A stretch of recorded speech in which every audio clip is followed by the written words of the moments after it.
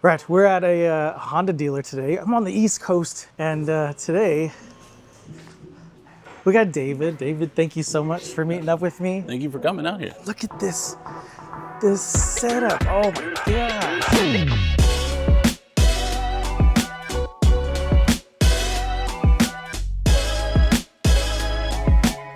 So we're at Honda. How long have you been here? I've been here 3 years, a little over 3 years. And before that, did you? Worked for Honda at a different location. Okay. And I was a service director at an independent in between. A little bit of both sides of the That's counter. cool. Did you ever work for a different manufacturer, or is this all Honda? I did. I actually got my start with Saturn. Oh, 100 Saturn, years okay. ago, it seems like. Right out of high school, washing cars. Okay. Came in to do from detailing to be an apprentice, and been doing it ever since, pretty much. Awesome. So do you prefer Hondas over like GM? I prefer Honda over GM. I miss Saturn. Oh, They really? were great little cars. I think they were super unappreciated for what they were. The culture was great. The customers were great. You know, it was a car brand that the people just love to own. Almost like a cult following, I guess. So Man, you have such a nice setup. Look, it's got LEDs on the bottom. I love that.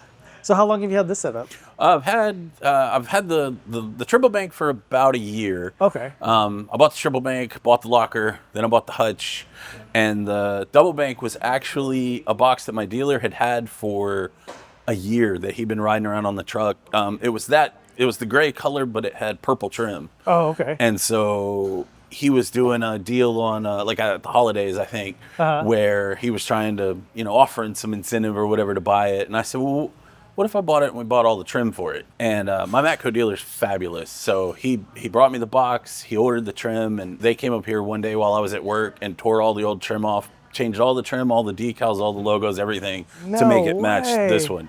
So I got a good deal on it because it was kind of like an old stock box, but I really didn't want one huge box that I was going to be stuck with trying to fit everywhere. Oh, sure. So the idea of doing the two separate boxes, and then MATCO offers these trim pieces that close it all off and make it look like one unit. It so does. It's really the best of It looks like the like a best Mr. of Big. both. Yeah, yeah. So that was really what we were going for. It gave me some space. I have a ton of tools. I have a storage unit at home that's full of tools. Really? Yeah, from working for Saturn and GM and stuff, I amassed a ton of specialty tools and SAE stuff that I just really don't use here. Oh, okay. That I don't want to give the space up for, but I have a ton of stuff here because I hate not having something I need. Sure, yeah. So what all do you keep up top here, I guess? So pretty much up top, I actually had a guy hand make this stainless shelf. Oh, no way. I wanted something that was big enough. So I've got two scan tools, I've got a launch, and then I've got this auto fix, which I actually bought off from a YouTube video. Really? It was like $300. It runs on Autel software. Okay. And it's fabulous. Really? It uses the same, actually 3D printed these stands, but it uses the same dongle basically that the Autels use. It's got bidirectional capabilities. I mean, it does all of it, and it's tiny. Yeah. So it's really nice to take on test drives and stuff like that, reset codes. This I've actually had for a few years. I keep it updated, but all of these scan tools really excel at some things and aren't great at others. Yeah. So having a couple of them, and then I have over there in my cart, I have the laptop that runs all the Honda, like OE diagnostic stuff. Gotcha. So is this pretty quick then? Yeah, it is. It's not as fast as one of the shops I worked at before had the Autel MaxiSys Ultra, the big 13-inch deal or whatever. It's not that fast, but I said, I think I paid $350 for it. Oh, nice. So when you're comparing it to a $5,000 scan tool, it gets you 80% of the way there. Yeah. And, the form factor's great. It does like the Chrysler auto auth stuff, so you can, get almost dealer level access. And it's, like I said, it's in a real small little package, and it's all Bluetooth, so you don't have to worry about the cords and all that. I actually saw this on a video, one of these big clocks. Look at that. Thought that was nice. And Honda went through a whole recall with these Fokker connectors for their entertainment systems. Oh, really? And I kept bringing them home in my pocket. So my son took one and scanned it with his phone and 3D printed me a huge one. So he said he got tired of seeing them in the laundry. I have a little stereo system in the box. I use an old iPhone that's hooked up to a media little amplifier down here. so I can listen to music and stuff like that, and I'm not changing songs with my phone and everything. Yeah. My son found this online because we always joke that if I can't figure it out, I just look it up on YouTube. So he made that, and then a guy on Reddit actually made this for me, that because that's what work feels like a lot. But other than that, I had a little holder I 3D printed to keep my flashlights and stuff in. Man. This is the Olight pin that everybody talks about that I bought. What is that? It's an ink pen that's got a built-in laser pointer. Oh, okay. And stuff, but I like it because it sits in this little holder that charges it. Oh, nice. And so it gives it a place. I'm pretty particular about things, so I like everything to be in my place. And of course, this huge bolt, which is actually a hilarious story. I had a Honda come in that a rodent had chewed up the gas tank in. So we ordered a new gas tank, and when the gas tank came in, I'm putting it up in the car, and it sounds like something's rolling around inside it. So we take it down, it's sealed from the factory. We unwrap it, and there's two of these huge bolts inside the gas tank. And so I kept one, I use it as a paperweight, and I gave the other to my advisor. But it was a big deal. Honda sent out like people to look at it. We couldn't put the tank in the car because it was like, I guess, sabotage. So it was wild, but I always keep that up there because I think it's a pretty funny story. These hard tops, these are like the... Yeah, they're phenolic. Phenolic, okay, yeah. And I was a little skeptical whenever he was telling me about it. So this MATCO's hutch is actually all one piece. Okay. So the original top for the toolbox is actually up here. Oh, okay. And it's, because you take it off and then you just set this down on it. It doesn't bolt to the top like a lot of the other boxes do. Okay. And when I ordered it, I really wanted the stainless top.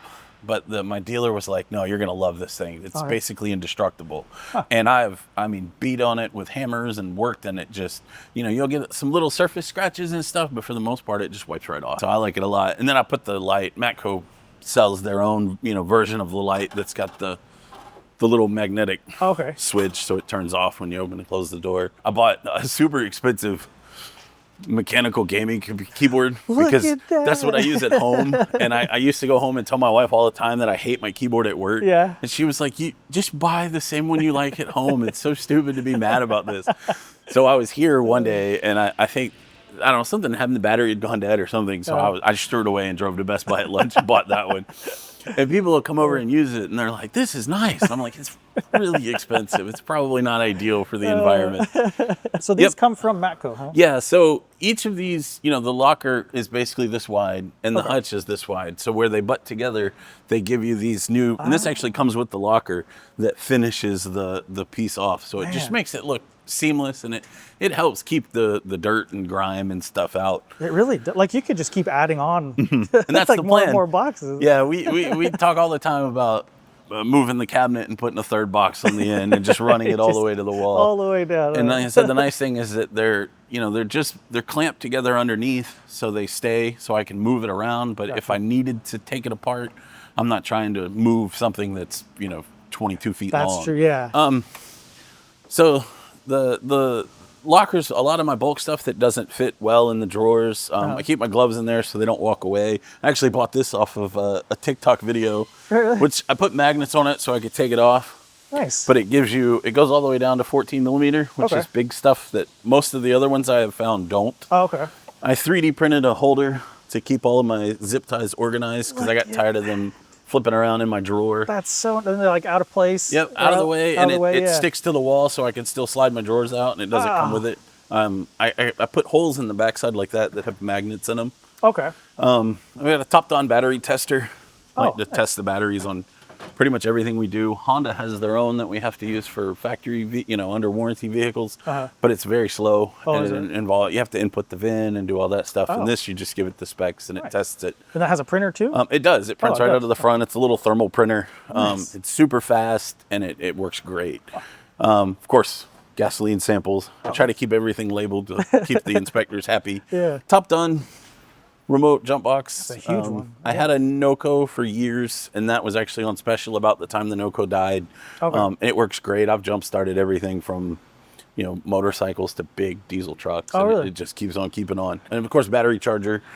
When I went to Honda school in New Jersey, that was what they used on every car in the shop for programming and stuff like that. Oh, right. And I really like the snap-on one that hangs from the hood prop, but it's about $400, and that was I think $65. There you go. So that keeps that. I have a degree wheel to degree camshafts in when you build engines. Just keep it out of the way, stuck to a magnet. Nice. Let's I like see. how these like roll out. That's so nice. And I bought a light kit from Amazon that you use for, I think, for like gun safes or something. Oh, really? And I put that in here. They make a light bar that just fits at the top, but this one I actually drilled the inside of the cabinet and mounted 2 on each side all the way down, so I could see. Because a lot of times it's like a cavern. A dial indicator, again, that goes with the degree wheel. Okay. So you can, degree in camshafts, find top dead center. And I actually just picked this up the other day because got my butt kicked doing a set of ball joints. Really? And this is the Icon that's Master the ball new joint one, set. huh? Yeah, it's supposed to be like the Snap one. I actually haven't used it yet. Oh, really? But the build quality of it seems fabulous. I mean, it's super heavy duty. It comes with all the adapters. And that looks wild. yeah. And I guess we don't do a whole lot of them here, and so the investment of buying the really expensive Snap One kit just didn't really seem to fit. But I was super impressed. These Icon tools, for what you could say about them, they build all of their cases with removable hinges. Oh, nice. So you can just you put it in your box without the lid on it, and they print on the side of everything what it is. So when it's in the drawer, it's easy to identify. That is super nice. And I'm a little OCD, so I label everthing. I think it's kind of like it would help proficiency too. Because I don't want to have to open every drawer. This is another little deal we use quite a lot. I got from the MATCO guy, and it's one of those rib nut tools. Oh, nice. So you can just drill a hole and you put one of these rib nuts in it, and it's threaded, so you can put bolts in it. Yeah. Like I do a lot with building cars and fabrication stuff, and nothing's worse than just running a sheet metal screw into something and hoping it holds for that time. Really useful thing too. This is one of those Amazon finds that gives you all the adapters to do pressure tests for boost leaks. You can hook this up, you set your pressure, you plug off the end of your boost pipes, and then you can pressurize everything. And I actually use a stethoscope or a chassis ear mic, and you can go around and listen, and it's really obvious when you find a leak. And it makes quick work of it. When Honda went to these new turbocharged cars, we do a lot of body shop work, and you'll get stuff where they left an O-ring out somewhere or something like that, and it's all put together, but the car doesn't drive right. This is most of my internal engine stuff. I've got a compression tester that I got it's a OTC kit. Oh, nice. And then I bought this adapter from one of the tool guys that's like a hardened thing that threads in.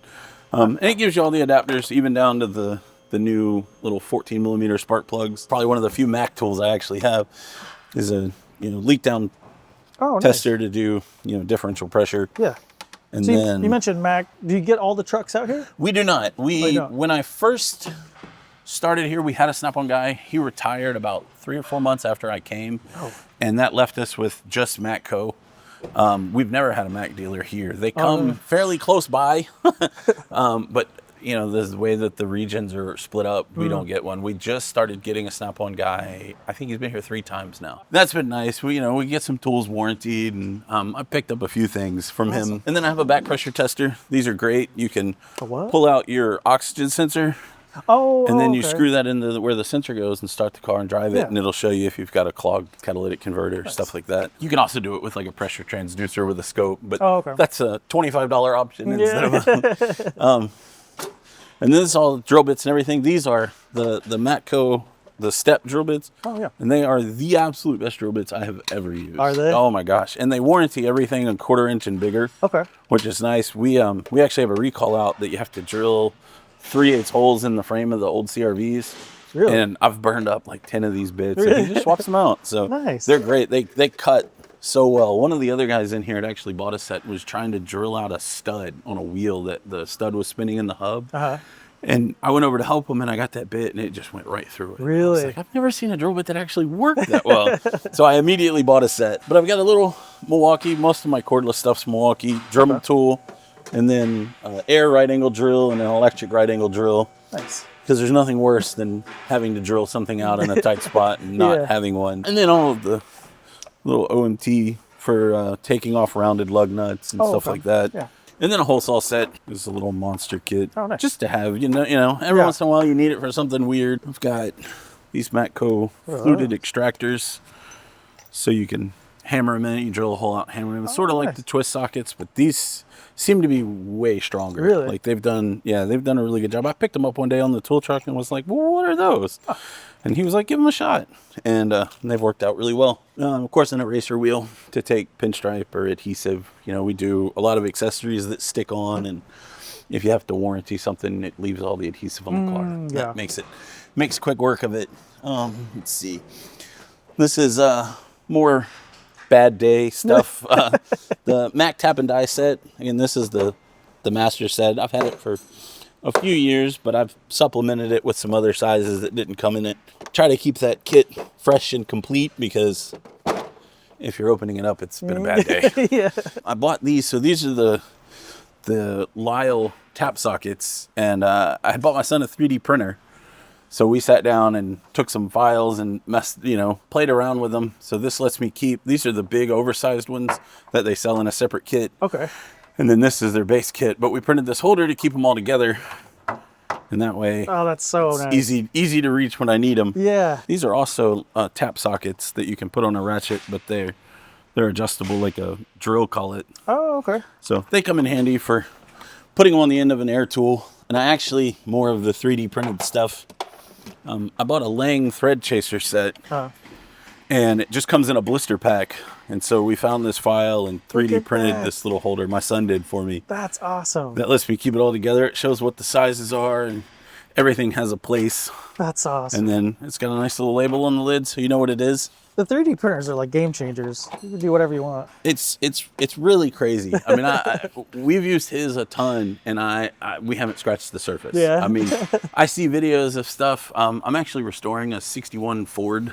Okay. And so we've 3D printed a bunch of little odds and ends for that it's like, man, there's this clip that doesn't seem to exist anymore. Mm-hmm. You can buy an old rusty one from eBay for $80, or you can just sketch it out in like Tinkercad or something. And sometimes you have to print 10 or 12 of them to figure out what you got.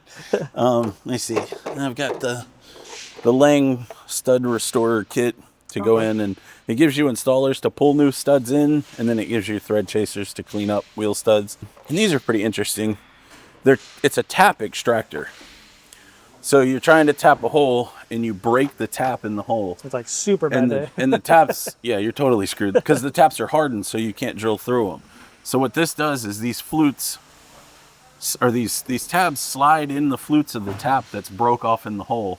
And then you tighten this collar down, and it cinches it all together, and then you unscrew the tap back out. That's so awesome. And they work surprisingly well. Really? And if you've ever tried to drill a tap out, it's almost impossible. Right. And so if you break the tap and you realize what you've done, a lot of times you can just throw that in there, and Nice. Takes a little finagling and pull it out. I had got on a Snap-on truck years ago, and he had this sitting on the thing, and I said, I've never seen a tap extractor. And I was like, that looks like something I want to have. Yeah. And I never used it. It sat in my toolbox for years. And then one day I broke a tap. And I was like, oh, man, what am I? I was like, wait, I have it. And it just took it right out. And I was like, man, that saved me hours. These are just regular stud extractors for pulling broken studs out. They have the little tabs in them. Is where all the air tools go to die. Mac Air hammer, their little bit set. Is that hammer pretty good? Oh, yeah. Does I it? mean, we all joke in here because there's nothing worse than being in a shop where somebody's just air hammering away. It has tons of power. I've actually given it to people that were struggling with a different brand of air hammer, and it's just gotten right through. Awesome. And we use some of the bigger bits. Pretty much everything is Mayhew. Okay.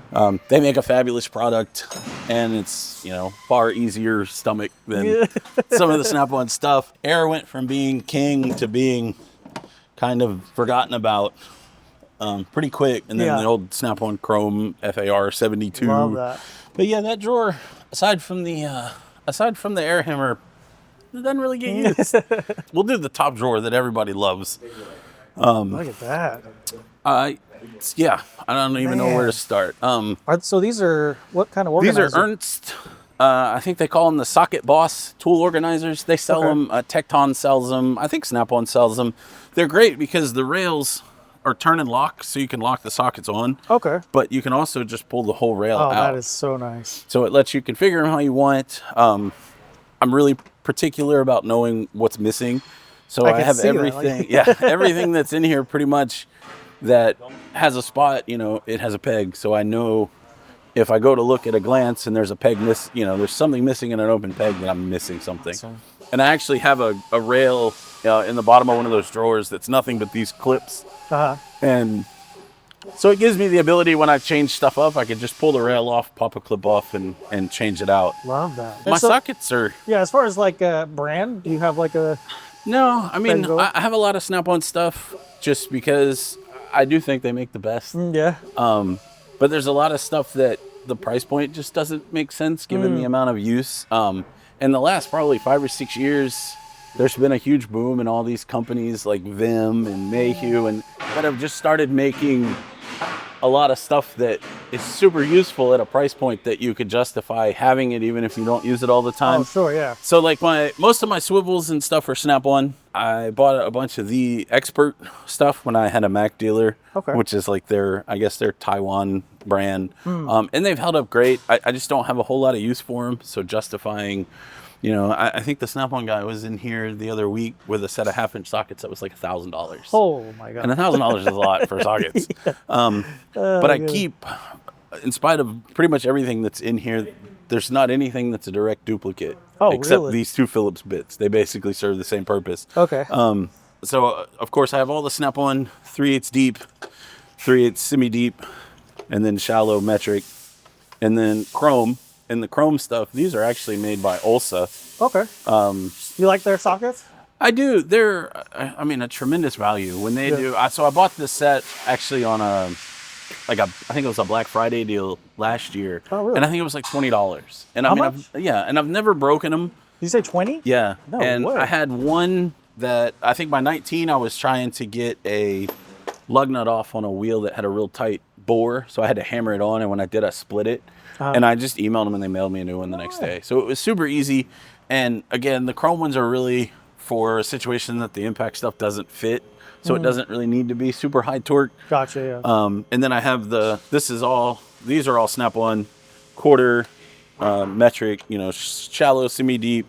And these are actually Ulsa too, these deep ones. Oh, nice. They're the same thing. They were all bought in that deal. A few of them, like the 10 millimeter, and some of the other ones are still Snap-on, just because they get used all the time. Okay. And then I have the quarter drive swivels from Snap-on, and these are a lifesaver. These are about the best thing ever. I mean, you can put a ton of power through them. Yeah. They're great. I use them every day. Astro has come out with these nano sockets in a 1/4 inch. That's awesome. And so it fits on a 1/4 inch ratchet, but you can also put, I believe it's a 10 or 11 millimeter wrench on it. No And so way. that gives you, you've got a very little depth. And I had bought them, they actually make them in a bunch of stuff, but I had bought them in 1/2 Yeah, yes, I've never inch seen... and then at least in 3/8. And they're just fabulous because there's nothing worse than needing to get into a spot you just can't fit a bolt on. Absolutely. So I had pre-ordered the 1/4 inch and they just came in like 2 weeks ago, and I didn't have a spot for them. So I was like, so I rearranged some stuff, and I still had these holders at home, so I just kind of put them off to the side. So like these are, I'll pull this whole rail out. So you've got your metric sockets. So these are the ball metrics from Snap-on. These are the stubby metrics from Snap-on. And then Mayhew makes these little insider bits, and they're the same idea. So you can put a wrench on them or put them on a ratchet, but they're super shallow. So it's kind of like, small, medium, large. Right, yeah. And you just run into situations where one of them will do the job and the other won't. And again, with these rails, it's super easy to organize them in a way that kind of makes sense. And I have, again, these are sort of the same. So these are SAE. These are, I think, gear wrench, because we hardly ever use SAE stuff. But these are the Mayhew Torques, and they're the same.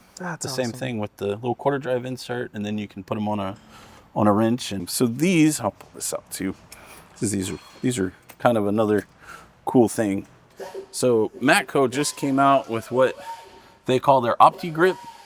So what these are is the grip edge or RBRT style sockets, just MATCO's version. Oh, really? So these are actually the Torques. And then these right here are the tamper-proof Torques. So these are, a little bit different pitch than the standard Torques. So I, kind of keep it all together. But if you've got a Torques that's rounded out, and I actually have them, I'll pull this rack out too.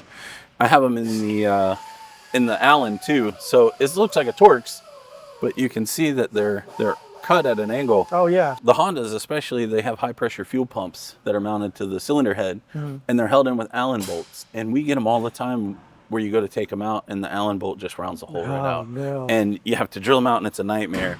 And so I bought a set of these from my MATCO dealer, and I had a customer just a couple days later brought one in that he had tried to change himself, and the hole for the Allen and the bolt was just a circle. Really? And I was like, I'm never going to get this out. Yeah. And so I took one of those, I dropped it in, it pulled it right out like nothing. As soon as that worked, I ordered the torque set too, because I was like, we're going to have to have both of these. Again, when you're at the point that you're trying to get something that's broken or rounded or whatever, the cost for a set of sockets is nothing compared to how much time you could lose. And then these also, these are the same. So these are the Opti grip or the grip edge extractors. Okay. And what I really like about these is because they're straight cut, you can use them to take a rounded off bolt off, or not off, but you can also use it to put it back on. Oh, really? So if you're in a situation where you just, for whatever reason, have to reuse the fastener, most of your twist sockets, once you turn them the other way, they just fall off. Right, yeah. So I really like that about these, and they come with, a threaded insert. So once you take them off, you can thread this in and it forces the bolt out. And most of them don't. So you're beating on them with a hammer or like throwing on the ground. tapping on it, something like that. So I picked that set up from my MATCO dealer as well. And I have some magnetic stuff. These are all snap-on. This set's actually a Sunex set. So this gives you, I think it goes from 15, down to like 5. Oh, man. And they're really nice. Doing timing belts and stuff like that, where you're kind of working down in a hole. You don't have to go chase the bolt down. Sure. But the snap-on deep ones are awesome because they're spring-loaded. Oh, okay. So if you've got a nut on a stud, Yeah. you can still use a magnetic socket and take it off. These are odd size sockets. Honda connecting rod bolts are a 10 millimeter 12 point. Oh, okay. So I keep some of those. Again, head bolts the same way.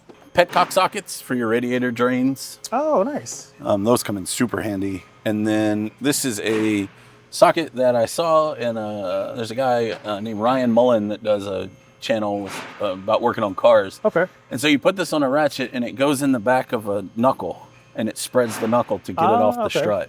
And it's a super simple little tool, and I think it was $6 on Amazon. But it's like a lifesaver. Like, it works so well, and that's its only purpose.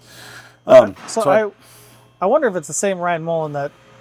It is. Okay. Yeah, it has the big red snap-on Yes, Epic box. yeah, okay. He's actually the one that turned me on to these. He's a super nice No guy. way. I saw one of his videos, and I was like, I love those socket organizers. What are they? Awesome. And he sent me a picture, and I was like, this is the way. Oh, that is awesome. And Shout out Ryan Mullen. That's cool. So, and guys like him, guys like you, it's great. I can't tell you how many times I'll watch one of your videos, and I'll see somebody talk about their favorite tool, and I'm like, I don't even have that tool, and that's this guy's favorite tool.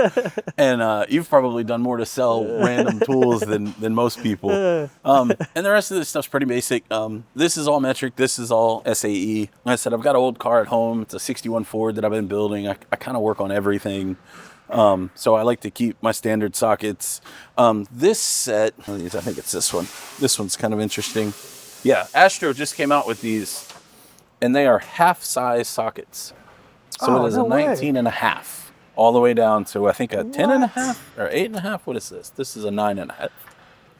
And so when you get something where the bolts have rusted to the point that they're not a 12 anymore, they're like a 11-ish, they work great. And I saw them on somebody's video and thought, what a neat idea. So I picked them up. I've been doing this for 25 years, so it takes a lot to see a tool that I'm like, that's a neat idea. And so it's neat whenever these companies are coming out with new stuff. These are adapters, so it takes it from like a half to 3/4 and 3/4 half, but they're super shallow again. So when you're trying to get in somewhere small. And then these are made by Wera. These are their retaining sockets. So they have these little ball bearings in them. So they'll hold a bolt in the socket without using a magnet. So when you get into stuff where the bolts are stainless or magnesium or something like that, the magnetic sockets won't work because they're not magnetic. There's no iron in them. And these do. Yeah. So you take it and it just, it clicks in. Oh, that's awesome. And it's a positive connection. That's solid. And I said, again, it's one of those things that in the right situation, you couldn't put a price on it. Right, It just yeah. makes it, you drop a bolt 4 or 5 times, and then you're like, oh, wait, I have that. The coated sockets so you don't scratch up the wheels. Honda Nice. loves doing painted wheels. Oh, okay. And you take a big socket and you tear the wheel all up on a brand new car. And that's a bad day. And then this thing's a lifesaver. Ingersoll Rand makes it. It's a counterbalanced socket for taking harmonic balancer bolts loose. Oh, yeah. So some of the tool guys make them where they're real thick. These just use these like counterweights. And I can't tell you how many times I've had, the biggest impact in the shop wouldn't budge it. And then you throw this socket on it and it comes right out. Wow, that's awesome. So that comes in super handy. And then another shout out, Ryan Mullen. He preaches these MATCO flip sockets. So it's a stud, Okay. a little magnet in it, and then it's a 10 on one side and an 8 on the other. Oh, and that's awesome. they make them in small, medium, and large. But we do like PDIs and stuff where you're putting license plates and stuff on. It's super easy to just keep in your drill. And I saw it in one of his videos and was like, that fixes a problem I didn't even realize I had. This drawer is pretty much just paperwork and everything else. It's got a little lid to write on it. Nice. Nothing really worth much showing in there. And this is one of my power drawers, basically. So I've got the Milwaukee 3/8 right angle impact, which I thought was really weird. One of my coworkers had it, and I saw it in his toolbox and thought, you could use that to club somebody with, but I don't know what use it would have. And then I started borrowing his to do brakes. Yeah. And I was like, this is the way. So I picked one of those up. So that'll take off caliper bolts? It will. Oh, really? And it's shallow and it's an impact, so you don't have to break it loose. Like it'll do everything. Wow. And of course, the long neck ratchets, this is a quarter. And this is the old style with the big head, not the high speed one, which I like better because I really think the torque's more useful than the speed. Yeah. And then this is the 3/8 high speed. 1/4 inch high speed, the 3/8 high speed, and then the old school non-brushless 3/8. And this is my favorite ratchet. Is it? I'm not really impressed with the 3/8 high speed at all. Really? It won't really break anything loose. The old way with these is to, clutch drop them where you get them spinning and smack them onto the socket. And this one doesn't even really seem to like to do that. Really? It's old, as you can see, the paint's all wore off. So maybe it's just due for a refresh. But I actually bought this in some kit deal that they had. And this is what I started with when I started with battery tools. So I brought it here and I use it every day. Love that. And this is Milwaukee's little battery-powered Rover light. It's got magnets in it, so it'll stick. And nice. It aims and goes where it needs, and it sets up. And it's got, I think, 3 different levels of brightness. So doing engine jobs, timing belt, it can just stay on all day. That's sweet because you have multiple M12 batteries, I'm guessing. Oh, yeah. So, I mean, you And just then keep it's going got all day. Couple different brightness levels, so you don't have to have it totally in your face. I have quite a few of the magnetic like puck lights, but most of those, they just don't last. Yeah. And when it's dead, it's an hour or so to recharge it. Right. These I can just swap the battery out. And I actually have the M12 under hood light down here. And when I first got this, I put the high output 5.0 and I don't think I've ever replaced that battery on here. I think everything I've done, it's just the same battery.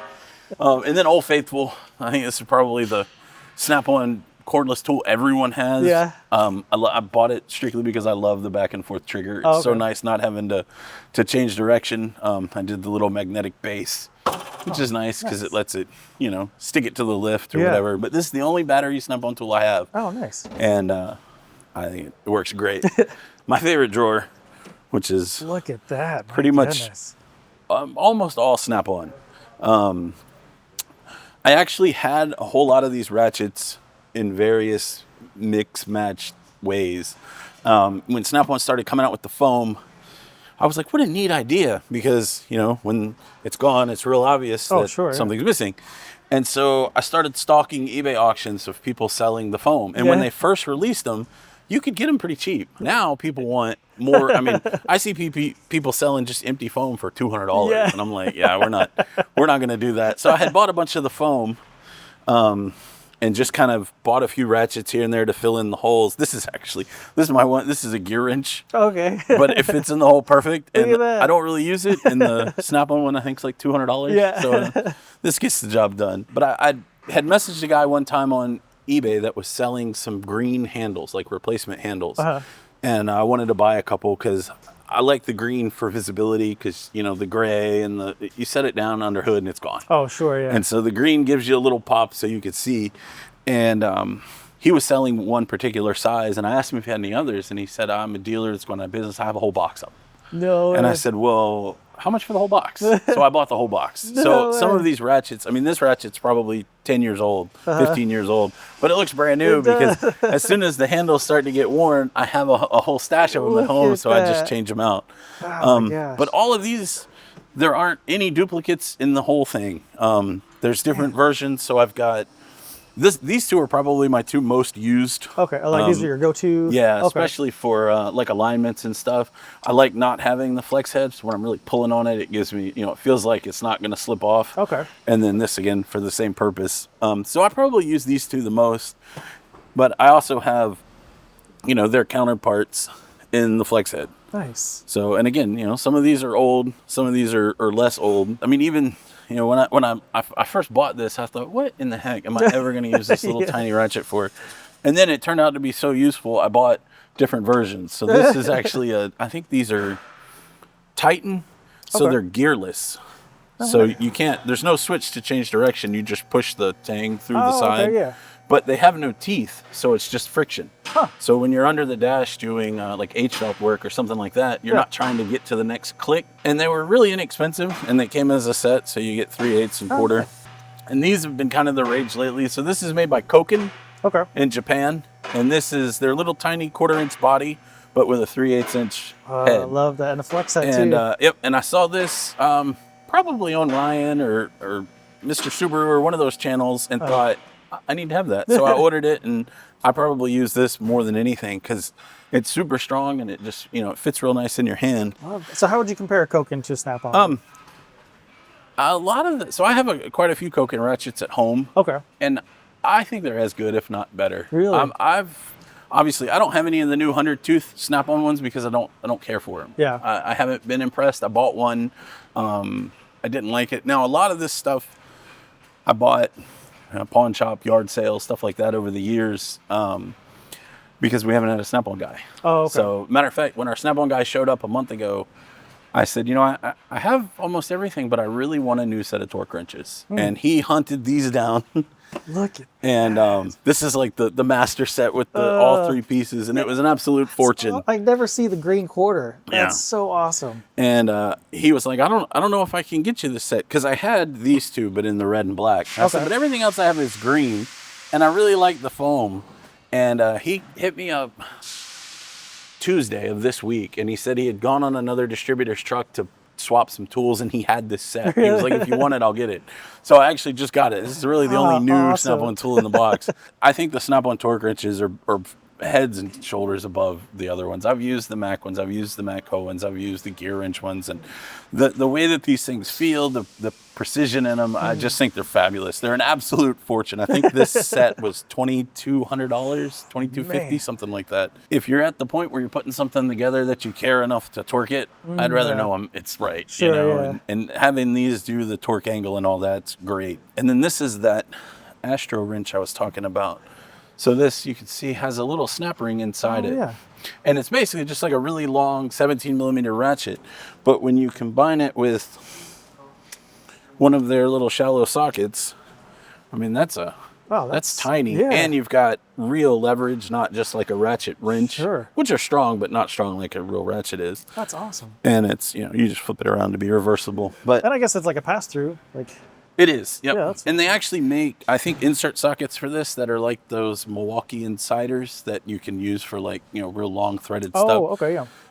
So I have that and I believe this are really the two that are the not Snap-on. So this is a Capri. I needed a inexpensive flex head 1/2-inch ratchet that was, just for odds and ends, and this I found on a deal online, and I've been Nice. really impressed with it for what Really? it cost.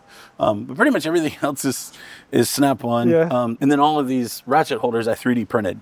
Oh, okay. I was So- going to ask. Like, these look awesome. Yeah, they're 3D printed and they have magnets in the bottom. Wow. There's a couple companies that sell them, but most of them cater to the Epics, which are deeper drawers, Oh, and they okay. just wouldn't fit in here the way I wanted them to. Gotcha. So I found some that I liked, and I set my print height, and I just lopped them off and printed Oh. them. This is the big Snap-on breaker bar, which It is. I don't know what you're gonna need to take something this tight loose, but it's gonna. If it doesn't come loose with this, it's not Yeah. gonna come loose. My breaker bars are all Snap-on. I actually worked with a coworker at another shop that was using a very inexpensive breaker bar to do an alignment, and the breaker bar broke and she knocked all her teeth out. No. Yeah. So after that, I was like, yeah, I'm a big guy. I got to put a lot of force behind something, and that wasn't the way to go.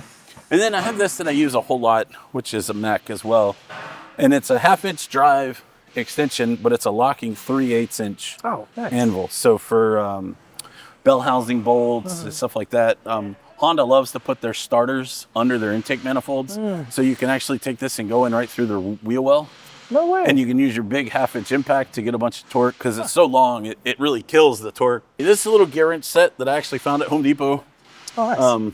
And I've used the heck out of it. It holds bits, but it also has adapters that lets you use sockets. But what I really like about it is it's a flex head, but it locks in its position. Oh, yeah. So when you're trying to get to somewhere, something obscure, you can lock it and it'll hold where you need it to go. And then the handle's got a little offset to it to kind of get you away from what you're doing. Deep spark plug sockets. I got this set from MATCO. Again, it's the green foam. I was a sucker for it. I really didn't need it. And then I kept my old snap-on, old standby socket I use for everything, and just put it in the MATCO foam. So don't tell anybody, because I think that's illegal.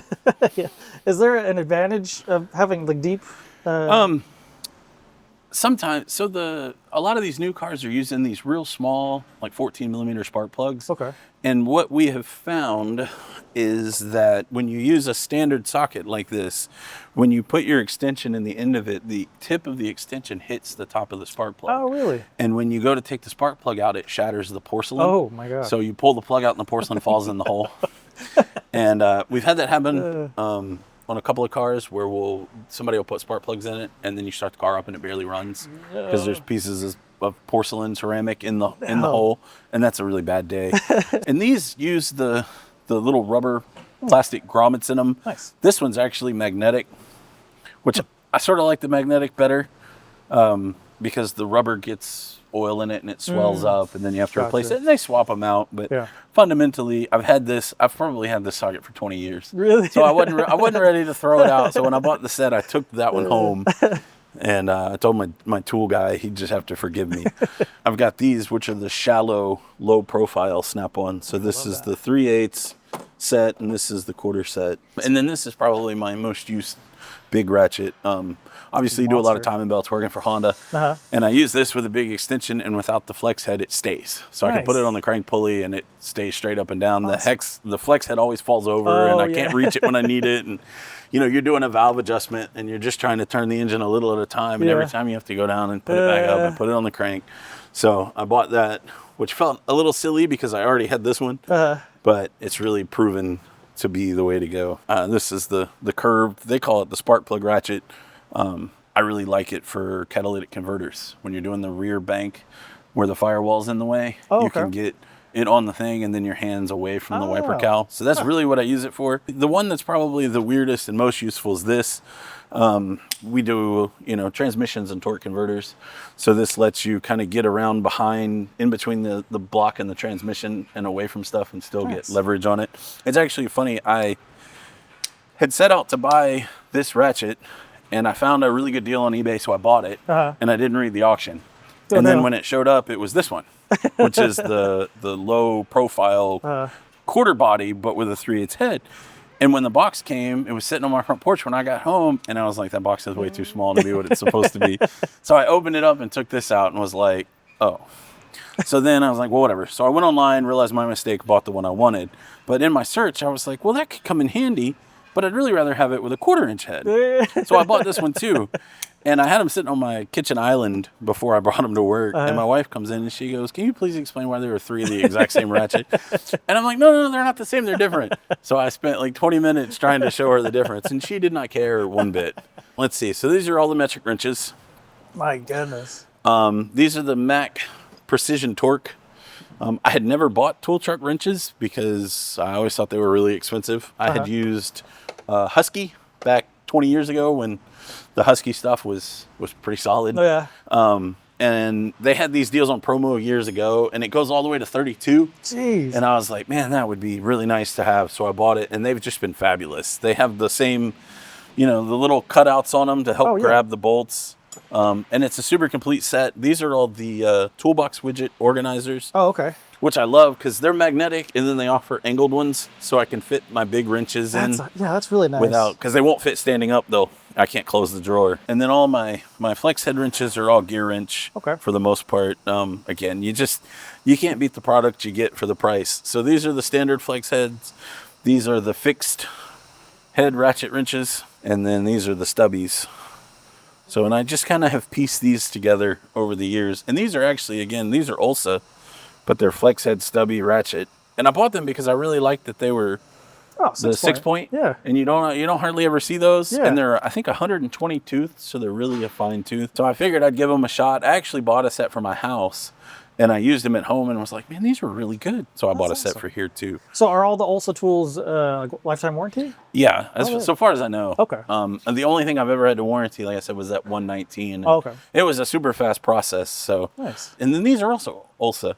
So these are like a rounded off bolt removal wrench. No way. So they have the fluted teeth inside. They look angry. Yeah, and they're great when you get drain plugs. That have been somewhere. Chrysler's the big one because it's a 1/2-inch bolt, and everybody thinks it's a 12 millimeter or 30 millimeter, and they tear it all up. And then these are the expert wrenches from Mac. And I needed this wrench to do something once, and I had to make do without it. And I got on the tool truck like the next week, and he had this set, and I was like, oh, that's perfect. And I've never used them a single time. Not once. I don't know what it was I bought them for, but whatever it is. But I won't take them home because I know the minute I take them home will be the time that I need them. And these are the flare wrenches. These are Snap-on. They're pretty much the gold standard, I think. Rounding off power steering lines and brake lines is awful. So I've always stuck with these. They've always done well by me. Now, MATCO just came out with these. And these are a ratcheting flare nut wrench. Look at that. So it's slotted to get around your brake line, and then it ratchets its way around. And I saw them, and I was like, that's kind of neat. Yeah. So I bought them. Wait, so are they reversible? No, you have to take them out and turn them over. There's no direction slip, so if you take it one way to loosen it. When it comes, you just have to work it back around to the hole to get it off. So you take it off the nut. Oh, okay. And then slide it off the brake line. I see. Yep. And it has the standard in on the other. And I think the idea was that you could break it loose with this one and then ratchet it with this one. But I've done some ABS modules, and I've put a ton of force behind these things, and they've done really, really well. So it's kind of a neat idea. When we do the ABS modules, it's 8 lines, and you just and with these, you can turn them up and ratchet them, and they've just worked really well. I've been really, really impressed with those. And then speaking of old school, these are old school Husky wrenches that I've had for 25 years. And again, I actually use the 1719 on my oil drum for oil changes and stuff. Okay. But I'm too sentimental to take them home. I don't really need them, but I've had these in my toolbox since my first day working on cars. And then these are the extra long gear wrench, fixed head ratchet wrenches. So I bought that.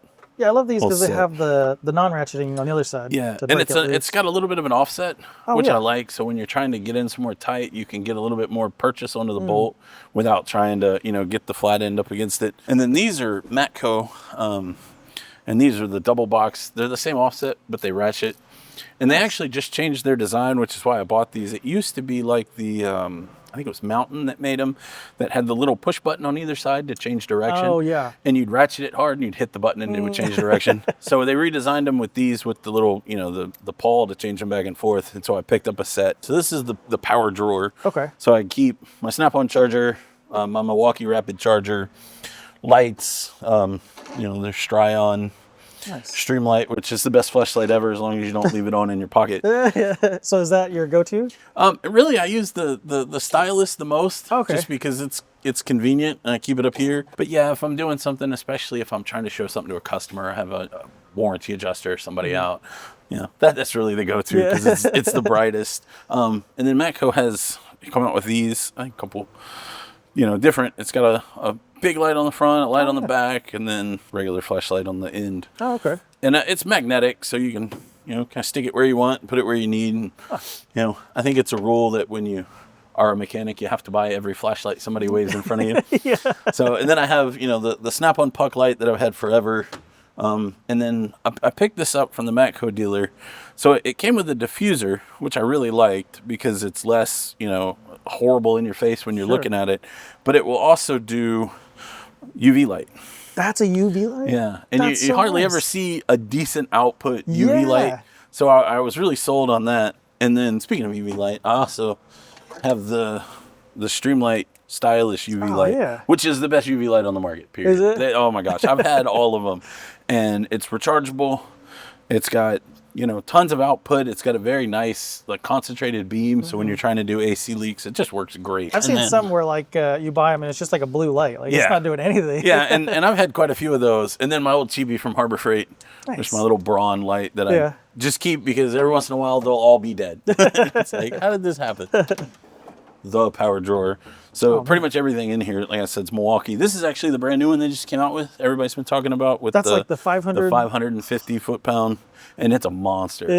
So I pre-ordered it, and then my buddy Chris, he walked into Northern and bought one, and I was like, "Well, you can just buy one. Why did I pre-order one?" So I went and bought one, and I figure whenever my pre-order shows up, I'll just take it home, use it at my house. And then this is the newest, the big 1/2 inch that they just released not that long ago.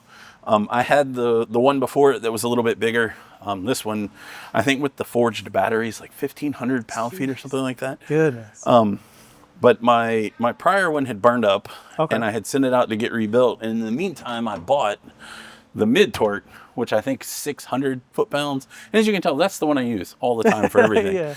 And I think it's 600 pound-feet, and it's fabulous. I mean, tire rotations, crank bolts, suspension work. It's compact enough to really fit in places. And if you pair it with like a 1/2 inch impact swivel, it's a fairly small package to do suspension work. And when you're working on something old and rusty, it's just great. And I use it all day, every day. I think the express guy beside me, he uses it all day, every day. Old Faithful, which is the stubby 3/8, as you can see, it's been through the ringer, and it gets used all the time. I actually had planned to upgrade it just because it's just old. But they came out with this one, so I wanted to try the M12 version because it's a little bit smaller, a little bit easier to handle. So I held off on that and bought the new one. So it will get replaced eventually, but as much as it's been through, it works fantastic. The normal screw gun, which I use for everything. I mean, we do PDIs and used cars. You're doing license plates all the time. All these new cars have all the shields underneath with everything screwed together. So this gets used pretty regularly. This is kind of the stepchild that got replaced by the Snap-on one. I don't care for the 3/8 stubby compact one because the body's really big around, and I found it was really hard to get into places. So I found this on their catalog. It's a fuel and it's brushless, and it's 3/8, but it's not the big chunky stubby one.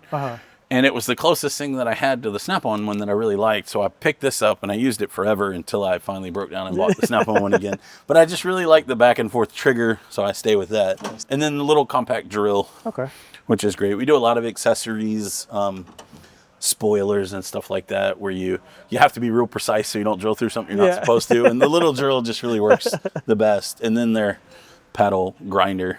And I use those the Diablo diamond wheels, which are awesome. They don't frag apart and break and hurt you like the carbon discs do, or whatever those are made out of. And then stuck in the back, I have a little Sawzall that I hardly ever use. So this insert's actually a Harbor Freight insert out of an Icon box. Yeah, Really? MATCO didn't offer one. I think they do now. But I was at Harbor Freight buying some zip ties, and they had their Icon box on display with that insert. And I was like, So I measured it and was like, I think that would fit pretty close. So I called their help desk and gave them like the toolbox number, and it was $26, and they mailed it to me. No way. So I think you can actually buy it now. It worked great, and they didn't really offer anything, and that's really what I wanted to put in that drawer. Let's see. This is all my extensions. Oh man. Everything is Snap-on except these two. These are Mac locking extensions, and then these are MATCO. Just came out with these, so they're an extension with a swivel joint, but they're spring loaded. Oh, that's sweet. So they always go back where they're supposed to be. I have some Vim universals that are like this that I just love. So when he had these again, it was just kind of like, oh, those might be useful. So these are the locking quarter. These are the wobble. These are the standard quarter. These are the wobble plus, which I hate. Really? I know that's controversial. I know everybody loves these things. I don't understand the point of these at all. I get the wobbles, I get the straight, but every time I try to use one of these as a wobble, the socket slides the rest of the way down and it doesn't wobble. So they're on the list to be replaced with the regular wobbles. And then standard 3/8, and then these are the half impact extensions that come with the universal joint. They make these in a chrome, but pretty much anything I'm using a 1/2 inch extension on, I'm hammering on pretty good. And this is all kind of my overflow stuff. So these are Astro, and these are extra deep. Nice. So sometimes you run into stuff, motor mount bolts, exhaust bolts, stuff like that, where you've got a stud that just protrudes too far to get a normal socket on it. So I picked these up. These are the Allen snap-on. So these are the ball end and the standard end. And these are extra long Torx. These are a MATCO set. And we had I think it was an expansion valve or something in an AC unit that I just could not get to because I didn't have a long enough Torx. And I was like, I've never needed that. So I got on the truck the next week and bought that set. And I think I've only used 1 or 2 of them, but it worked for what I needed it for, and that was worth it. Snap-on crow's foot, power steering, hydraulic lines. And then these are actually Icon. I have very few Icon hand tools, but I had seen some videos that these seem to work really well. And every once in a while, there's a time that having the little crow's foot end just doesn't work. Oh, okay. But I'm not sure I needed them enough to pay the big money. So I figured I'd give these a try. These are also Icon. They're deep, long SAE. Okay. Again, not a whole lot of demand for SAE stuff, but every once in a while you need one. And then these are 3/8 inch MATCO swivels, but SAE. Oh, nice. And then this is all Vim. These are those swivels that I was talking about. So they're spring loaded. So they've got a lot of tension to them, but they still have the full range of articulation, which is really nice because, almost all the ones you see, people wrap electrical tape around them. Yeah. Like that's how they all are. Sort of the same idea as the crow's foot, but they, you can put them on a ratchet and then they get tighter as they go. So you use them for alignments is really what I got them for. And then these are their line wrenches. These are the same thing. So these will ratchet, they clamp around it, and then they'll ratchet as you tighten. And because they close up on themselves, they're a lot stronger than you'd think they'd be. Oh, okay, yeah. So, and then I picked this up, which is Vim's little super finger thing for doing evap clips, and they work great. We do a lot of fuel pump recalls. Oh, really? And all of them have evap lines, so this makes real quick work of taking those on and off. This is kind of my junk drawer. I've got feeler gauges, magnets, all the usual stuff, screws. This is super cool. So it's a chalk marker. So if, let's say you're trying to mount something to somewhere and you have the holes you have to line up, you put this down in the hole and it clicks and it shoots a little dot of chalk. No way. So when you're trying to mount an amplifier to a board or something like that, you can mark it, take the amplifier off, and you have 4 perfect spots. And I saw it in a fabrication video and it works great. This set I saw in a video and love it. It comes with all of the different feeler gauges and you just clip in the size you need.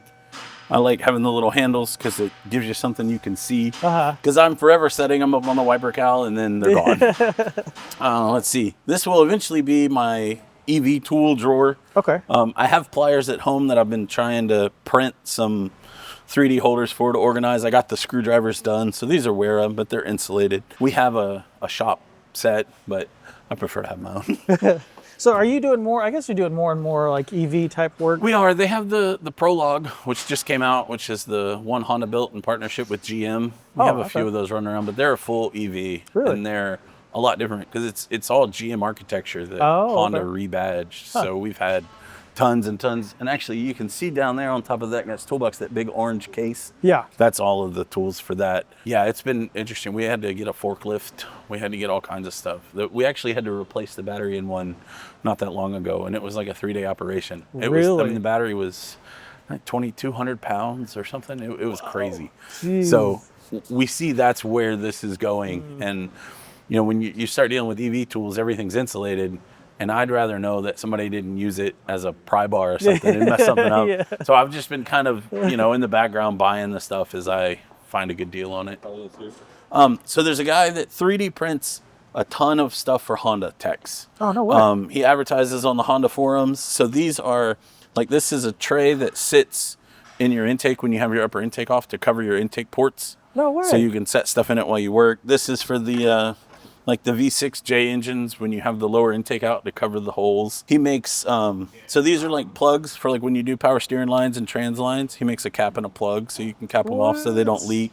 And he 3D prints it with a little tray. Look at that. These are axle seal drivers. So you thread them together with whatever sizes fits your seal, and then you use them to hammer in your axle seal. It looks like a toy. Yeah, it does. They're awesome. When they came in, because I just went on his site and just ordered all of it. I was like, this is so cool. Like, mad respect for anyone that takes the time. And I sent my wife a picture, and she likes it. Look, she said it looks like Fisher Price stuff, and I said, yeah, it does. But like, he makes like these are like a socket to take the cargo net, the little knobs that the cargo nets hook onto. Yeah. So he makes these to take those off, and seal installers, and just all manner of things. That's awesome. And then this is the Honda special tool to do valve adjustments, okay. so you can crack the valve loose and adjust it. And then this holds the cam gears in place. So I try to keep all that stuff together. A lot of the guys come borrow that when they do their own jobs. And then these are all the kits. Again, I bought an industrial labeler, and I just label everything. I love it. Because a lot of people use it, and I like to not, it's all in cases. So you've got your old school Weller soldering iron. Okay. This is the Mac brake caliper kit for the rear calipers to spin in the pistons. These come in super handy. These are a little Amazon, to hang wheels when you do Volkswagen, Audis, BMWs. Yeah. Because there's nothing worse than doing a tire rotation and you take the last bolt out and it falls on you. Yeah. And it's funny. So I did a video, and I had I don't know, it was like an oil pressure test kit. And I opened the case, and they all like fell out because I opened it the wrong way. Yep. And I always thought it'd be so awesome because I got a comment. I forget who it was, but somebody commented that I should put top on the box so I know which way to open it. Yeah, that's genius. Yeah, and that's, like I said, that's one of the benefits. I actually I do a lot of wiring and stuff, so I had bought one of those, I think it's a Brother, maybe? I don't know. One of those like industrial label printers to label all the harnesses. Oh, okay. You label it, put clear heat shrink over it so people know what it is. Sure. And I brought it here, and I was like, I could label everything. And so I just sat here and just printed all these labels. I think my boss came out and was like, what are you doing? And I was like, look, now I know where it is. I know what the position it is. Like, I know, the label's in the right orientation, so I know what's up and down. That's awesome. And we have a guy that we joke that all he does is alignments. So I printed a name tag for him and stuck it on the alignment machine. I had to make good use of it. Like the vacuum coolant filler, which is super nice. Oh, yeah. We use BG stuff here, so they give us a coolant machine, but when you're doing a head gasket or something like that, it's nice to be able to pull the coolant down to vacuum before you fill it so you don't get air trapped in it. Gotcha. I'd actually built a 89 Civic wagon that had a K-series in it. Oh, no way. And the engine sits, I had to tilt the engine a little bit to get it to fit under the hood, and I could not get the coolant to bleed. Oh, okay. And you drive it 10 minutes and it would overheat. And I actually bought that for that. Really? And I drove the car up here, and I was like, I'm not leaving until I fix it. And I put that on, and 5 minutes later, it was good. Really? So I was like, I'm a fan now. Some like transmission oil pressure test kit. This is that gear wrench sensor socket set, which is the same kit I think everyone sells. Oh, yeah. Which is great to have. Tire plug kit that we're not allowed to use anymore. These are super cool. They're fuse savers. So you plug these in to where your fuse goes, and then these are just resettable circuit breakers. Oh, okay. So when you're chasing a short or something like that, you're not just popping fuse after fuse after fuse to get through it. Yeah. So that comes in super handy. Again, it's one of those tools that usually by the time you get to it, you're really frustrated. Yeah. And so it just makes quick work of it. And this is a little kit I bought on Amazon. I think OMT makes it. But it's all of the different adapters to fill transmissions. Oh, that's nice. So I have one of those mini vac pumps, and then so this lets me do stuff like that. It was a really inexpensive kit, but it's something it's pretty hard to get around not having it when you need it. So this is all pliers, pretty much all Snap-on or Knipex. Okay. These are gear wrench, and these are Tecton. Nice. But I think pretty much everything else, and the vice grips are Milwaukee, because I like that they have the ears on them to tighten them down. Gotcha, yeah. But I have pretty much everything else is Snap-on. I have the whole kit of the little, pick a nickel up on edge. Yeah, that's cool. These are the little baby ones. Regular cutters, long needle nose, duck bills, and then these are. These are the Knipex, the hose clamp pliers that have the little swivel jaws to get the spring clamps. So those come in super handy. And I have them all the way down to the little baby ones that I don't use for anything, but I just saw and had to have. These are the pliers wrench, I think they call them, which are nice because they're parallel jaw. Oh, so nice, they give you a ton of force when you need them. And what are these organizers? Are these? These are Ernst as well. Oh, they're Ernst, okay. I know Snap-on sells some new ones now that are metal that I'd really like to get my hands on because I Metal, think they'd huh? work good. But these work pretty well. I actually took these little Snap-on holders that you get, and I cut the magnets out of the bottom of a bunch of them and stuck them to the inside of this drawer because they want to slide away when you shut. Yeah. So that helps a lot. But I cut them down to fit in the drawer so they go end to end. And I use these a ton. These are like hose grip pliers, but we use them on push clips. Because they get right under the end of the push clips. Oh, Take the really? push clips over, and they're made by that's Kinepex nice. as well. Huh. And then Honda sells this, which is sort of the same purpose. So I have this as well, and this has the little ears on the back for the like the grab handles on the ceiling. They work really well for that. And this is kind of overflow stuff. So again, with the 3D printer, Honda has their wheel lock master key sets that come in these huge boxes. So I found these files online and 3D printed them, and they actually will stack, so they take up even less room. And I had kept them in there, but it just made more sense to keep them in the drawer now. Snap-on snap ring pliers, some adjustable, just regular slip joint pliers, and then the Kinepex Swedish pliers are the same way. And these things, man, if it's gonna come loose, it'll come loose with these. Some brake line stuff. These are pliers for bending brake line. They have like a radius edge so they won't kink. How do you? Like when you get a car that the brake lines are rusted out of and it comes in a roll. So you've got this and this to bend them. You've got these to cut them. And then you've got this. And this thing, you take your spool of brake pipe, and you feed it through this and it straightens it. Oh, so it'll take a roll that's all kinked up and it'll come out, just perfect straight. Really? Yeah, and so it's kind of a weird looking device. Eastwood makes this. I think there are other companies that do. But the shop that I was at before here was an independent, and we did a ton of brake line work on like the Chevrolets and stuff that would, the lines would just rust out. Huh. So with these, when you get up doing really tight bends, because the jaws or radius, you can just clamp the line and bend it right over that jaw and it won't kink. And then I guess the last drawer over here, I've got the master coolant pressure tester set, an old set of torque sticks that we only seldom use. This is all clutch alignment tools from various things. And then, like I said, we do BG maintenance stuff here. So whenever you use them, you have to keep these little tokens out of the bottom of the I didn't know they still did that. That's kind of cool. Yeah, we just went to them here recently, and we were like, so what do y'all do? Stickers? Or he's like, no, the little tokens. I'm like, still? Let's start here. So this is most of my electrical stuff. Again, a bunch of pliers that are all specific. So I've got wire strippers. These are Blue Point, but they go all the way down to 32, because a lot of the new stuff uses that aircraft like TXL wire that's really tiny. No way. And these big ones, that go to I think 20 just won't cut 32. it. So these have proven to be super useful. And then I've got these crimpers that are, I think these are OTC. Okay. So they're a right angle. And then these are the Snap-on flush cuts for cutting zip ties. Oh, nice. I keep them over here because usually that's what they're used for. These are the Snap-on, the regular crimpers with the, sort of like those, but straight. Gotcha.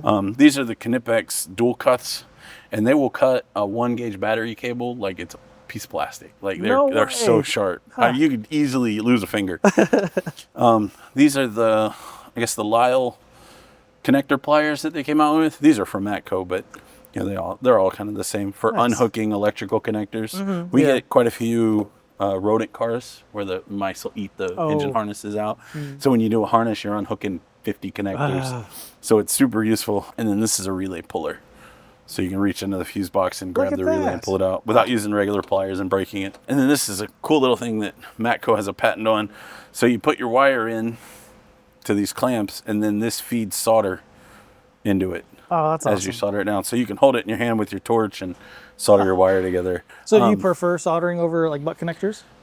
It depends on the situation. Okay. For the most part, most of the manufacturers don't want you to solder. Really? There's inherent issues with soldering. The solder wicks down the wire, makes it brittle, stuff like that. I'm not a huge fan of the crimp splices in a lot of situations because I know how to solder. Yeah.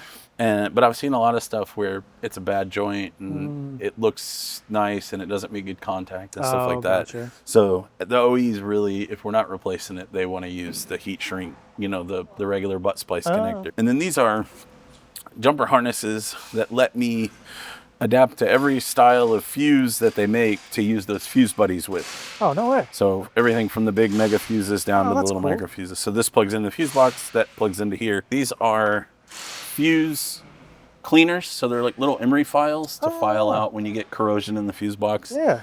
Again, these are adapters that plug into your fuses that let you hook leads onto. These clamp onto side post batteries to hook jump boxes to. Okay. And then just extra fuses and general things. Snap-on disconnect, pin tools. These are terminal files, so they're like tweezers, but they're files to clean wire terminals and connectors that get corroded. You talk about corrosion, like we're on the East Coast. So do you get a lot of rust that you have? Not to a lot of rust, thankfully. When I worked at the Independent and when I worked for GM, we did a lot of rust. There were a lot of work trucks and stuff like that. They weren't undercoated and sealed like most of the Japanese cars are. And I have many a nightmare with torches and hammers, and that's one of the things that led me to Honda. Milwaukee soldering iron, which I absolutely love. I don't see that very often. Yeah, it's big. I also have the Snap-on little butane one, but what I really like about this one is you can turn it on, you can set it on the thing, and you can just work with it right there, especially if you put one of the big batteries on the bottom. It's super stable. It gets hot really fast, too. I feel like it's a more even heat than the butane ones, which seem to either be not hot enough or just nuclear hot. And then, butane torch or relay jumper kit, so you can plug it into where your relays go. You can plug your relay into the top, and it gives you breakouts for each of the terminals, so you can test the relays while they work. It's a MATCO coil tester, which it's got a pickup in it, so with the car running, you just hold it to the coil and hit that button and it flashes. Oh, really? And it works really well. You get a car that's got a miss sitting at idle, you can just go, this one works, this one works, this one doesn't work. I thought it was kind of gimmicky until I bought one, and it's proven to be super useful. Snap-on multimeter. I like the form factor. I've had some flukes. I actually had a 87 4 that I was doing some work on a car, and I set it beside the car and ran over it. Oh no. So when I had to replace it, I was like, well, let me try this one. And I just like the form factor, but it's got a nice big screen. In my test, it's been super accurate. And then I've got this, which is a little clamp-on amp meter. It also will accept leads and work like a little multimeter, but for parasitic load or amp load and parasitic draw, you could just zero it out and clamp it onto the battery cable and walk away. Test light, incandescent, because I think LED test lights are terrible. Yeah. And then this is probably my favorite kit, which is the AES Wave terminal kit, which just has everything. Look at that. It was a big buy because it's kind of expensive, but it just has all the pins and everything you could ever need, which are great for doing electrical diagnosis or even just using them to check pin fitment and stuff like that. Like, you have the proper one for the right thing. It comes in this great case. It's got potentiometer for resistance. It's got, jumper harnesses you can fuse, and it's just a super solid kit. I had, at one point, I don't know where it is. It might be over there. Like my little, let's see if I can, my little catch-all of wires, and I just got so tired of trying to find what I wanted, and I had seen a video that somebody had done of this set, and I just thought, man, that's a lot of money for some wire terminals, but I use it constantly. And then MATCO just came out with these, which I really like. So these are normal retractable alligator leads, but these come pre-terminated to plug into your meter. Oh, that's nice. So rather than having to adapt your meter to something, then to this, then to that, these just plug right in. That's super. And I saw it on the truck and was like, I have to have that. Yeah. So I picked that up. I always see them like they'll fall off or something. Oh yeah. Yeah. Or if you're doing a continuity test, you could think you found the problem. What you really found is that your little alligator clip came loose. Yeah. And that'll waste a whole bunch of time. These are little power probe test adapters, solder, T-pins for doing back probing and stuff. You can buy 1,000 of them for like $3 on Amazon. Yeah. They're the best. I use them for everything. I guess this is all my screwdriver stuff. Again, the green is a theme. This is super cool. It's to pass wires through grommets. So you just pick your size, and it's got like a little scoop to go through the grommet. This screws on, and the back of the handle's hollow. so you can pass your wire through the grommet, and then you just take this off. So you're not That's so trying awesome. to force it through with a screwdriver or Yeah. something like that. Pretty much all of this is Snap-on. The standard screwdrivers, the long picks, which I'd never seen before, like the same set as these, but just big, heavy duty. Yeah, they're like a stout version of the small ones. And they're great pulling cotter pins and all the stuff you're not supposed to use them for. Long picks, short picks, the little Torx screwdrivers, the little Phillips head regular screwdrivers, and then these are the Torx full-size screwdrivers. And then these are Weras. They're stainless, which is super nice, and they're Torx. It's nice sometimes you just don't know exactly what size you need. Yeah. We get a lot of, salespeople come back here with used cars they need to take license plates off of, and they're like, I don't know what's a star. Yeah. So it's really easy. You just grab that set and go. And this is a special tool for adjusting the ADAS radars. Oh. So when you do radar aiming and stuff like that, and it's a T-handle that gets you back out of the bumper. And this is all kind of my junk drawer. So this is a massive junk drawer. yeah. So I buy the push clips that every Honda uses for everything. I buy them in huge bags in bulk online because these clips sell for like $3 or $4 a piece through the parts department. What? So when you have a customer that comes in for an oil change and you notice their thing's hanging, it's like a $40 ordeal to just clip it in. Goodness. So I buy them. They come in these huge bags, and I just top this off. Light bulbs. These are zip ties that have the little terminal clips. Okay. When we do body or door edge guards and stuff, you have to cut the seam sealer to put them on. So this is all the different Honda touch-up paint to touch that up. Okay. And then a lot of this stuff just comes out of necessity. So I've got fuse assortments, those heat shrink butt connectors, just because you never know what you need and they don't really provide it. And the difference between having the correct crimp-on ring terminal and having to wait 4 hours for them to get one brought down from somewhere. For sure. The solder splices where you just strip the wires and heat it up with a heat gun and it melts the solder inside. Oh, yeah. So those work pretty well. I was kind of skeptical, but I've used them a few times where the location just didn't work to get crimpers into, and I've been pretty happy with those. Nice. Vacuum caps, heat shrink, black wheel weights. My personal car has black wheels on it, and I hated the silver wheel weights, so I bought a huge box of them, and I just kept them in here for that. Let's see. So this is all the SAE stuff, adjustable wrenches. So these are BACOs. These are the normal ones. These are the extra wide, thin ones. BACO makes the Snap-on ones. I was going to say, they look exactly the same. Right? Yeah, these don't. The only difference is that these don't have the grooved flank drive jaws because that's a Snap-on thing. Gotcha. But other than that, they're all the same. And ratchet wrenches, these are actually Torx ratchet wrenches. Oh, nice. Which come in handy for doing like AC work and stuff like that. And then standard wrenches. And again, these are Olsas. Oh, nice. And they've held up great. I've had them for probably a year. And then this is all picks and hose stuffs. So again, Snap-on. These are the little O-ring picks to pull O-rings out on, coolant, transmission and stuff without tearing the O-rings. Clip pliers, hose pliers, again, long hose pliers, and then all the, clamp them off so they don't leak all over the place. Yeah. My favorite tool of all time ever are these little trim tools. Everybody makes them. Snap-on makes them. Astro makes them. And I buy usually 3 or 4 of them at a time and just hang on to them. Because they, a lot of times you'll get in there with your pocket screwdriver or whatever and just tear everything to pieces. And these just don't. Even prying, if we have to redo body side moldings and stuff, you just put a little piece of tape on it and you can pry them off the doors and stuff and it won't scratch the doors. They're just a few dollars.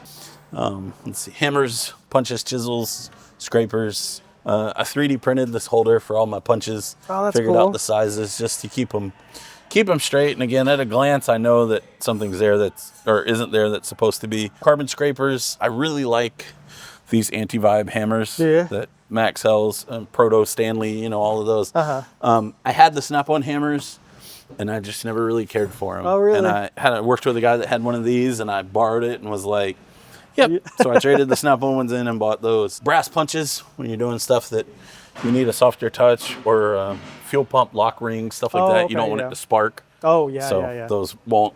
And then this is kind of a junk drawer. So I've got belt tensioner tools, stethoscope. Again, also, these are little indexable pry bars. Everybody sells a set. These have a lifetime warranty. Nice. They're fairly reasonably priced. I didn't know Ulsa made so many tools. That's Yeah, kinda and neat. they seem to add stuff all the time. Like I said, I bought something. I don't even remember now. Something obscure from them. Oh, I bought that 1/2-inch ratchet. And I was like, man, this is pretty nice. But because I bought it, I got on their mailing list. So then they'd send me, hey, check out our new thing. Check out our new thing. And I'm like, man, these are inexpensive enough. I could buy. Piston ring compressor. This is a Snap-on deal. This is kind of cool.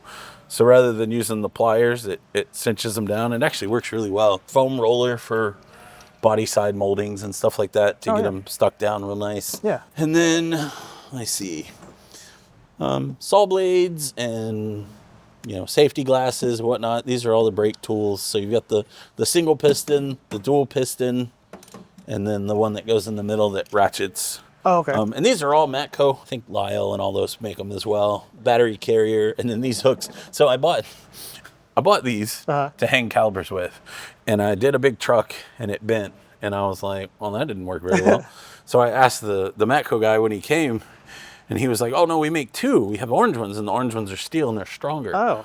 And I was like, oh, I just thought they were orange. Like, I didn't think there was a difference. So I picked those up, too. And then this is it's made by Grip. Back in the day, we used to have these guys that would sell the tools out of the back of the pickup trucks, and they came around with this set, and it's a 3/4 inch set. And I was like, I don't know what I'll ever use it for, but I bought it. And really what I use it for is to use these to press wheel bearings in with, which is super scientific. But I've had it for probably 15 years, and it's worked really well. And this, of course, is the snack drawer. Nice. Which everyone has to have at least one. And then these are more overflow stuff. So I've got the gear wrench ratcheting belt tensioner tool, which is just awesome. I have my own chassis ear, all the little microphones and nice. That's like everything. a tiny unit. Yeah, it's great. And again, this is one of those things that if you're using it, it's a bad day. Yeah. So I'd rather just have my own and not have to track down the shop one to find the batteries are dead. OMT Tools on Amazon, a little seal installer driver set, which again, it's just kind of the right tool for the right job. This is really useful. This is a laying, so it's a spindle rethreader for fixing CV axles, because you'll get where you're trying to pound it out of the hub and you miss, and that'll save a ton of time. And again, I think Lang's who makes the Snap-on one, so it's proven to be really solid. And then this is a Blue Point inner tie rod tool, and then this is a OTC valve spring compressor. Oh, okay. So you put your head on the bench, and then you can compress your springs to get your valve seals out. Super nice tool. They make the ones that mount to the rails in the head too, but I just think that one works the best. And then so you just picked this up not too long ago? I did. I've had it, I guess, maybe a month and a half now. Okay. My intent when I bought it was to make it a rolling diagnostic cart. So I've ordered a power pack that'll mount to the back of it. That's sort of like one of those UPS things for when the power goes out, that the battery will stay charged. But it'll let me take it away and roll it around and still keep the monitor working and all that. Oh, and I actually have genius. a really small travel printer that prints color that I'm going to bring in and do the same thing with, so I can print schematics and stuff. That's genius. Oh, and of course my chair. I have to give a shout out to this. So this is the Viper chair, which is unbelievably expensive. Is it? Yeah, when I first saw it, I showed my wife. I said, "This is the coolest chair I've ever seen." I'm a big guy, so when you get these hydraulic lift chairs, they just don't hold up, right? And I saw the videos for that, and I kept showing my wife pictures of it, and then the guys that own the company, one of the podcasts I listened to, they went on the podcast and told their story, and I sent it to her, and I was like, "These are the guys," and I came home that night. And I was like, "Did you listen to the thing I sent you?" And she said, "Yeah." She said, "Buy the damn chair. Just buy the chair."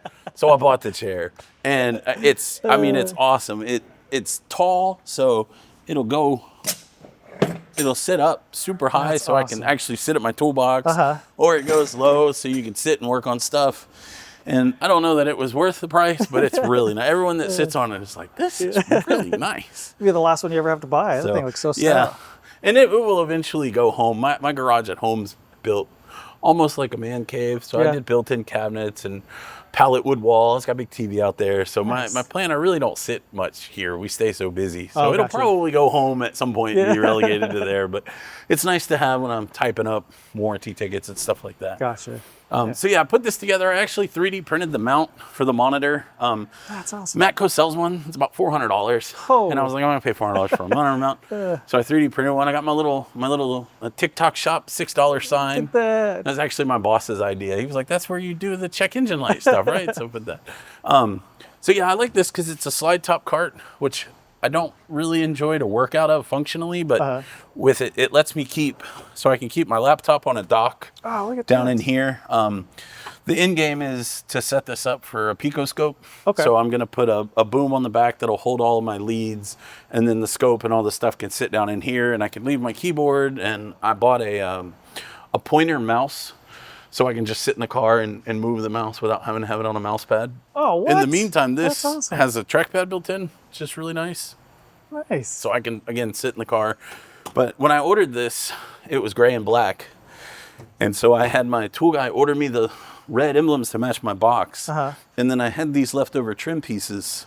So I cut them down and mounted them to the front to make it match my toolbox. That. And then the drawers were all black. So I ordered like 5 different rolls of wrap, like vinyl wrap, until I found a red that was as close as I could get, and I wrapped all the drawers. Pretty close. Yeah, Like, so I can't tell the difference. That's like awesome. it just bothered me that it was like kind of almost there. And then my dealer ordered me the extra casters that swivel, so it'll just roll around, because normally it's 2 fixed and 2 swivel. Okay, yeah. And so we replaced it with that. So I keep my laptop in it. It has a docking station that's mounted to the back with all the power and everything for that. And then most of what's in here is diagnostic stuff. So I have the Mongoose cable, which is one of the interfaces that Honda uses. So my laptop has all the Honda HDS, like OEM software on it. So I can use that for this. A little pocket code reader that we'll use to clear codes in the lane and stuff like that. This is just a programming interface that'll hook into your laptop. So there's some Ford and Chevy and Volkswagen software that you can buy that's like third party that you can use your laptop to do programming and stuff.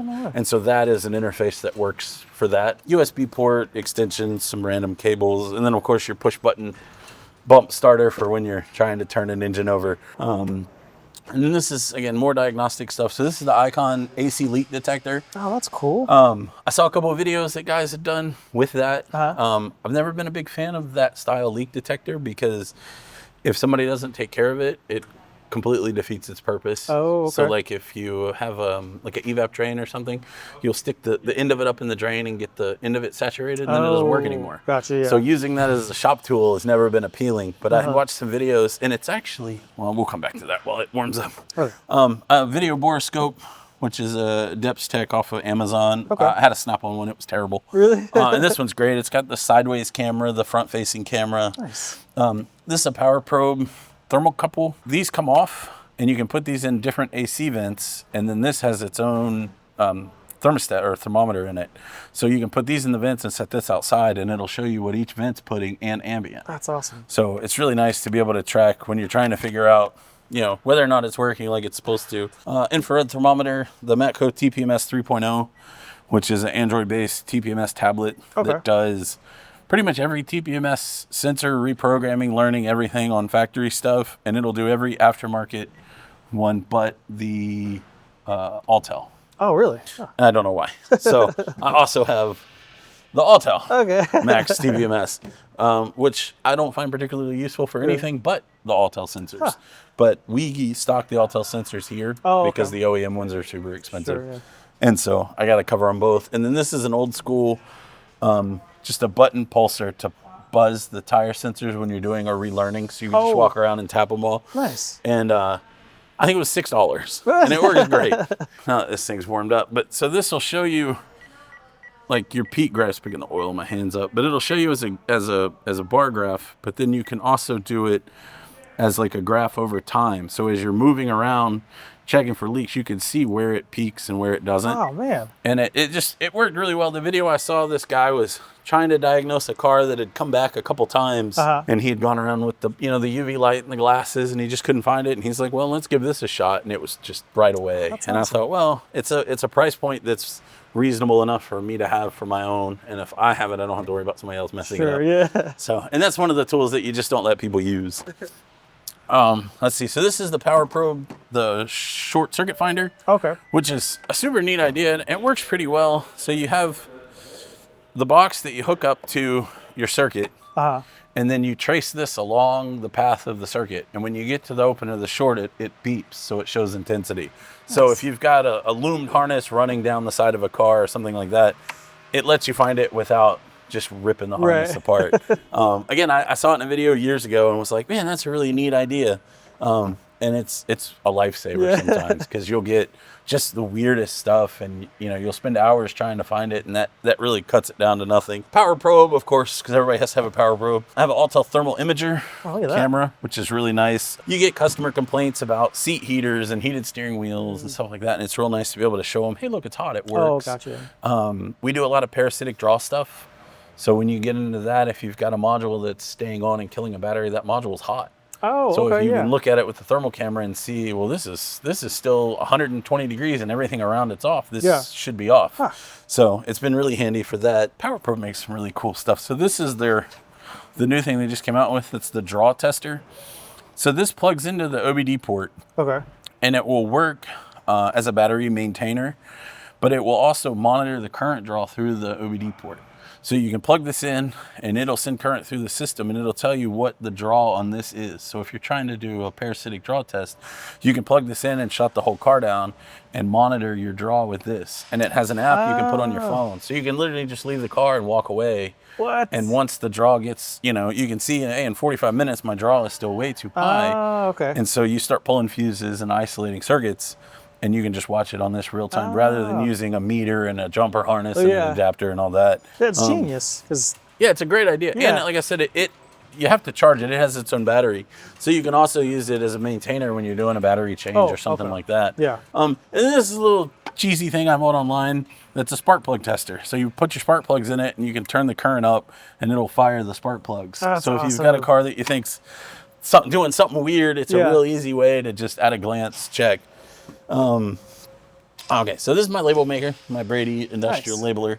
And then these are Deutsch connector kits. I make a lot of my own harnesses on the cars I build. Okay. So I like having my own pins and connectors and everything, and I can print my labels with that. And these are the smaller ones. These are the bigger, higher current ones. And then these are circular crimpers. So you put your terminal in there and that crimps it all the way around. And then it has different dies for the different size terminals. This is an Amazon buy that actually works really well. So it's a hydraulic cable crimper for doing battery cables. So I'm sure we've all seen the ones that you just whack with a hammer. Right, yeah. And I had the ones that are just like big, like looks like a big rivet gun. But I picked one of these up and I've made a few battery cables with it, and it just works so easy. And then this is the same as the crimpers with those. So this is just a cheapy kit that has the interchangeable jaws. Nice. So you can sort of one tool for everything. And then the bottom drawer is just junk. I've got a timing light, which is almost a dead art nowadays, and then an Nova. Some extra test coils and stuff, and then this little deal, which is super useful for soldering because you can clip whatever you want into it and pose it. And, that's so cool. I've built some little like Raspberry Pi style control boards and stuff, and I can just clip it right into there, and I've got a little anti-static wrist strap. That's awesome. So a little cheap purchase off the internet that has proven to be far more useful than I would have thought it was.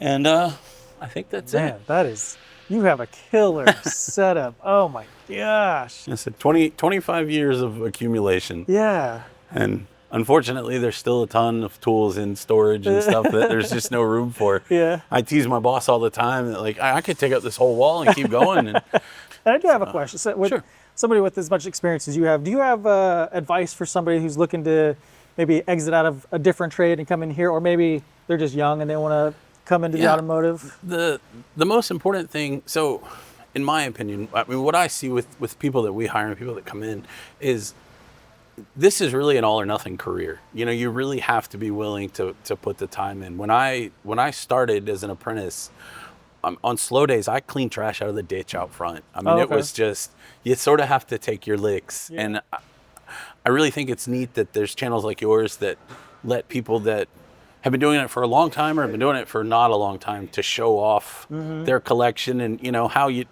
can have a ton of stuff to get stuff done, but you could get by with a whole lot less and work your way up. The the tools are a slippery slope. You know, you can get really far into debt really fast on stuff you really don't need to. You know, it's the important thing is to find a culture of people that fit your way of learning. So if you know, there's shops on every corner. So if you want to get into this business and you take a job and you're there, you know, a few months and you just really aren't where you want to be, try somewhere else. Because you know, I've worked with guys that I have learned a tremendous amount from, and I've worked with guys that I would never work with again. You know, so it's kind of a thing. You just have to find your people, so to speak. But I was really lucky that the shop I came up in had a really hands-on approach, and that's how I learn. Most of us are pretty willing to help someone that's willing to learn. You know, you've got a culture where you get a lot of people in here that don't know how to do anything but know how to do everything. Yeah. And that's just, you have to know, like, you know, you're taking advice from somebody that really knows what they're doing. Listen. Yeah. Because they're telling you what you need to know. Sure. Yeah. So I think that's probably the best advice. That's awesome. I love that. And you have, gosh, just such a nice set, and it's still growing. It keeps going. Still growing. I've got another hutch on the way, and then we'll put a locker with that. And maybe that'll be the end, maybe not. You know, the goal is to build the fortress that one day will just be in my home garage. Yeah. And I'll just walk out to it and be like, yep, that's all mine. And you know, one of the things that I'm really proud of after 25 years of this is the only thing out of any of this I owe any money on is the cart. No way. So it's all the tools and everything pretty much are paid for. That's awesome. I owe the Snap-on guy a payment for those torque wrenches that I just bought. Okay, we'll take care of that this week, but that's it. It was a long time to get to that point. There were a lot of days where it was like, what have I done? But if you buy nice stuff, and I'm as you see, you know, I'm meticulous. I keep tub of towels, wipes in my cabinet, and you know, everything gets wiped off before I go home, and it all gets put away. And if something's messed up, I get it warranted, I get it fixed, and you know, it keeps the stuff nice. So when I have it, you know, when I need it, I have it. Sure. Gosh, well, David, thank you so much for taking the time out of your day. Thank you for making the trek out here. All these tools, it's so awesome. Oh, I'm so happy you invited me out. So cool. Hope you guys enjoyed it. If you guys have a box that you'd like to have featured on the channel, just hit me up. You can send me a message on Instagram or just send me an email. But till the next one, we'll see you.